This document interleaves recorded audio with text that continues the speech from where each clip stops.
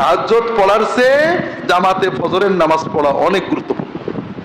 ওমর ইবনুল খাত্তাব রাদিয়াল্লাহু তাআলা আনহু নামাজের ফজরের সালাম ফিরিয়ে, এরকম ছোট মসজিদ না, মসজিদ নববী অনেক বড়, 100 হাত বাই 100 হাত। দেখছেন, এটা সাহাবীদের নিয়ম ছিল।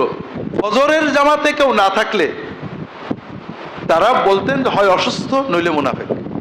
খোঁজ নিতেন কেন আসেনি, অসুস্থ। তো ওই রকম মিসওয়ার ইবনে মাখরামা তরুণ সাহাবী, খুবই অল্প বয়সের, মসজিদে নেই, উঠে বাসায় চলে গেছে। বাড়িতে ডাকছে, মিসওয়ারের আম্মা বলছেন যে মিসওয়ার তাহাজ্জুদ পড়তে পড়তে ক্লান্ত হয়ে ফজরের নামাজ নিজে পড়ে ঘুমায় পড়েছে। তখন ওমর রাদিয়াল্লাহু তাআলা বললেন যে ঘুম থেকে উঠলে বলবেন তাহাজ্জুদ পড়ার চেয়ে জামাতে ফজরের নামাজ পড়া অনেক গুরুত্বপূর্ণ।